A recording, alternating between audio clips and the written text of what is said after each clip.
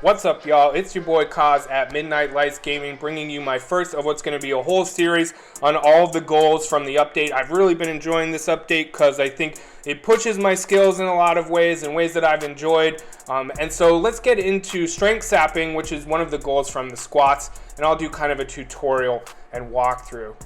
So Strength Sapping is one of the goals, and there are goals like this for every level, where basically you have to defeat the boss by and do no damage in doing so. So that means doing a lot of parrying, a lot of perfect parrying as best you can. It can be long and kind of arduous, but I want to give you some tips for beating Fajar without doing any damage, which is what the Strength Sapping challenge is. Starting with it's okay to die. It doesn't matter what age you complete this at. You can die a whole bunch of times, get all the way to 70 plus, and you'll still qualify or get this challenge. You want to use the pipe. I'll show you where to get it. When you have a pipe, it seems like metal weapons just prevent a lot of structure damage happening to you as you parry and perfect parry.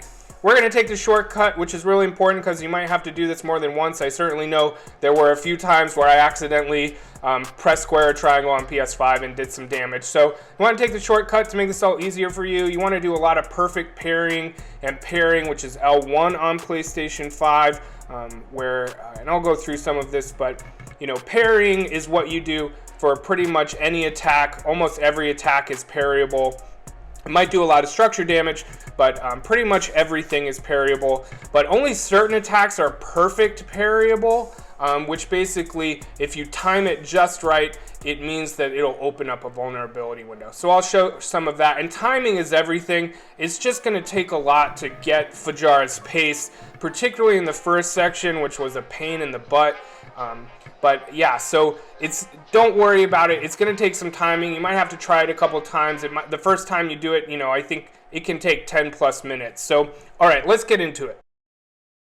Oops, one more quick note before we jump in is that all of my goals are done on disciple difficulty. So that's the middle difficulty, not the easiest, not the hardest. All right, here we are at the squats. And I'm going to speed this up for you because I love and cherish and value your time. Here we go, just gonna kick a couple butts here real quick. And then, yeah, so I wanna show you where the shortcut is. You probably know, but I wanna show you like at least a couple trade secrets just to make your life a little bit easier. So this is the shortcut. It's very early in the level, which is great. And there's a pipe you can grab, which is a wonderful pipe. One of the better pipes, I'd say. And then, yeah, so on this shortcut, there's this weird thing in this game where if you kind of like, you can kind of be stealthy, but not very stealthy. I mean, I'm running here, but this guy doesn't see me, and then I sort of get that stealth takedown, which is really great. So I'll speed it up as I kick these two guys' butts, and then I'll show you the shrine unlock that I do that helps with Fajar. So because you're going to be going up against, well, you have very limited options for one. So I always do structure reserve here. You have very limited options. You're only going to be blocking, so the more structure you have, the better. So that's what I use here. And then we're going to skip ahead to the end of the last big room, and there's a pipe on this table right here, right before the door, and that's the pipe you want to use against Fajar. And when you get into this room, you can hold R1 to drop the pipe so you don't use it or damage it, and then kick some more booty. Then you've got your pipe for this final boss, for the Fajar. And the reason you want the pipe is that it really, when you block and parry, it just doesn't do a ton of structure damage. Unless it's like a real fierce attack, it will still do structure damage, but this lightens a lot of the structure damage, this metal pipe. So definitely my go-to weapon. And here we go. Let's get into Fajar.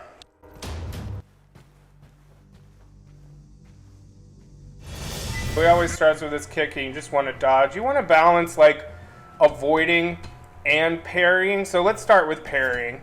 So every time you see me press L1 when he hits me, and there's this little white sort of circle that comes out of the block, that means I parried him. You know too, of course, by the structure bar at the top getting bigger. Now the other thing about Fajar is the second he does damage, I think this might be a glitch actually, I'm not sure, he just goes into this like real hurricane of pain. He just does the same combo over and over, but it's a pretty tough combo. It's almost like he knows you're trying to do this challenge. And I'll tell you, he gives me a run for my money. I definitely die. Like, it's hard because there's a lot of you know, sort of fierce attacks or unblockable attacks that do a ton of structure damage. So you can see me kind of balancing parrying with his first 3 or 4 strikes, and then I try and dodge and avoid. I try and avoid that straightforward kick right there. And doing that will give you a little structure back, and it helps you like keep going. So I've really got his tempo now. I'm just like parry, parry, parry his first 2, 3, 4 attacks, and then that spinning sort of straightforward kick, which does a ton of structure damage. I just try and avoid that. And again, he's doing pretty much the same thing over and over again. It's like kick, sweep, kick, kick, kick, and then strong kick. And I'm just parrying everything before that strong kick. You're going to die, or you're likely going to die. He's probably going to break your structure. It's really quite challenging and taxing, honestly. But I'm going to fast forward through the rest because I think you get the point.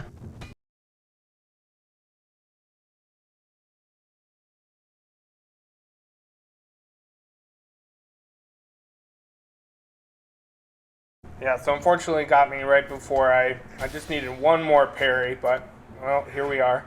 So, got him, I do my little rolly thing, and then I'm ready for round 2, where he also starts the same way every time and pops out of the bushes. And you can parry that. I don't do a great job with it, but you can parry it. It actually does a lot of structure damage. Now with this, it's all about timing. Again, his attacks are very repetitive, and you just want to get the timing, get his parrying down, and yeah, try and avoid that straightforward kick, because you can see him again doing the same thing. It's tough because he does add that sweep sometimes instead of the straightforward kick or in the combo, and that can be a little confusing, so I gotta be a little cautious with that. But mostly, I'm just tapping L1 when I see him come for a strike and hoping that I do some structure damage. And then I know I also need to avoid from time to time, so that he doesn't break my structure. And yeah, so you can see I sort of like am not that worried if I die, so I don't always like run away and let my structure come back up. Don't lose that pipe. Don't lose that pipe, Sifu. Alright, he straight up kicked my ass right there. I hate that bamboo thing that comes up. It always chaps my ass when he kicks me, but then that bamboo pops up behind you and it does more damage, and honestly, I go into like fury mode. So he's very repetitive, doing a lot of the same stuff, and again, I'm just trying to parry. Now there is an attack you can perfect parry with him. Again, I still can't get the timing of that. In past run-throughs, I did it every time, but this one, he nails that attack like almost every time. Anyway, there is a perfect parry attack. I wonder if I get it. He's so repetitive. He wasn't like this before the update. I don't know if it's sort of, the AI is sort of picking up that you're doing the strength sapping thing, and so he's really coming for you, or what? I didn't do it that time either. Let's see if he shows me this move that you can perfect parry. It's a sword swipe. It's not in this one. There's a different sword swipe that he does that you can perfect parry. He's not really showing it to me. The timing's very easy. You've probably done it before. But I'm trying to do the same thing here where I add some avoids in as a means of trying to prevent my structure from going down. But this is it, y'all. This is what I'm saying. It's sort of like this endurance battle where it's like, I don't care if I die. I also don't want to be here for 45 minutes. So also, just so you know, like I have tried just spamming block to see if that does better, and actually doesn't.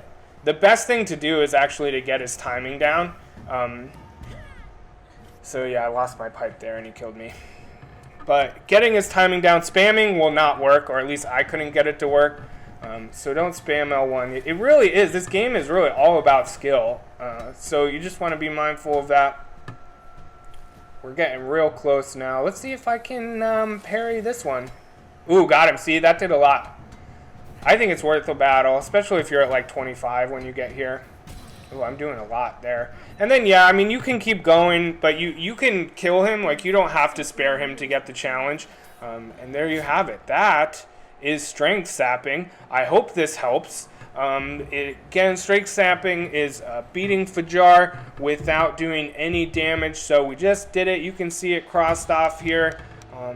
I really hope that this helped you and the tutorial helps. Put in the comments if you found opportunities to perfect parry or better ways of doing this, or if it like glitched out for you too. Thanks for watching. Again, it's Kaz at Midnight Lights. You can check me out at Twitter and Instagram. And please smash that like and subscribe button, and I'll see you soon.